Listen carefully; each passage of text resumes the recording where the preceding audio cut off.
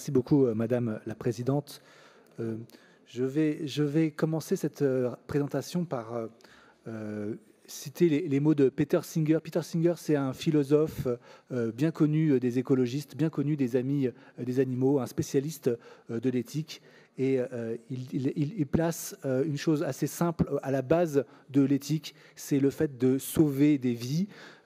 Ça semble tomber sous le sens, mais je crois qu'il faut le rappeler parce que la santé publique et la santé environnementale, que j'ai le plaisir d'enseigner à l'université, vous le savez sans doute, sont parfois des chiffres un peu froids, un petit peu difficiles à ramener à une expérience humaine et concrète.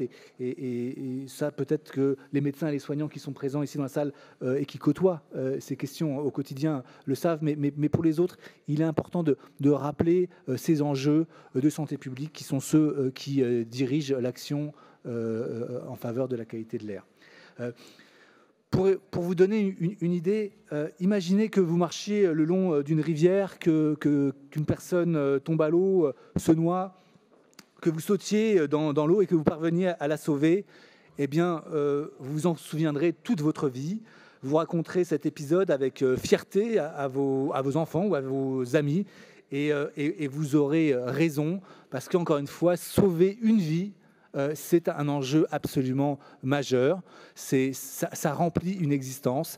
Et je rappelle cela parce que ce nouveau plan air, il se construit sur le bilan du plan air précédent et qui, comme la présidente l'a rappelé, a permis une amélioration extraordinaire de la qualité de l'air et a amené une amélioration considérable de la qualité de l'air.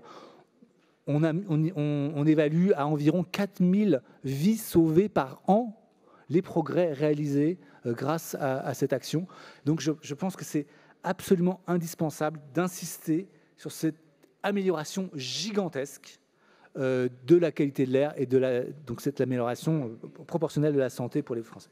Alors c'est pour ça que je suis immensément fier d'appartenir à cette majorité régionale, donc présidée par Valérie Pécresse, qui a contribué à cette amélioration et qui va bien sûr continuer à le faire.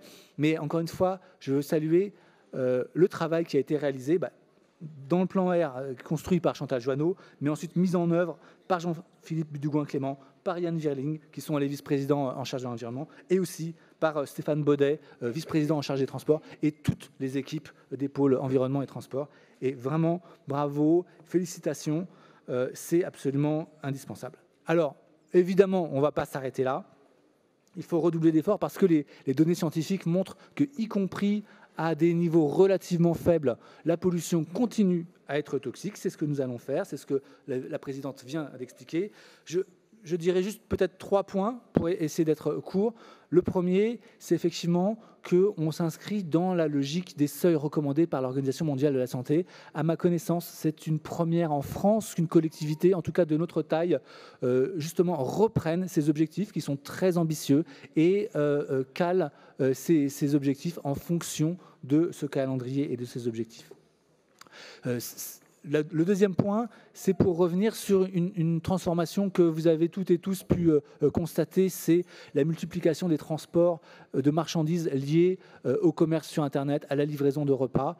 C'est un enjeu majeur émergent, c'est ce qu'on appelle la logistique, et tous les experts dans le domaine de la qualité de l'air s'accordent pour dire à quel point il faut justement agir sur ces sujets. C'est par exemple le Forum économique mondial, c'est par exemple Transport et Environnement, qui est la principale ONG écologiste européenne sur les transports et la qualité de l'air, qui insiste sur cet enjeu d'agir sur la logistique de manière prioritaire.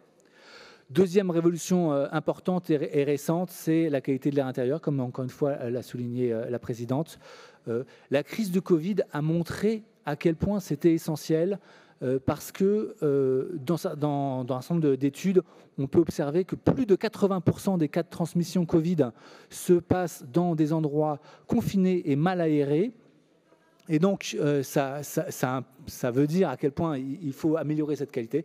Et ça explique donc cette insistance sur les sujets de ventilation et de qualité de l'air intérieur qui sont présents dans ce plan.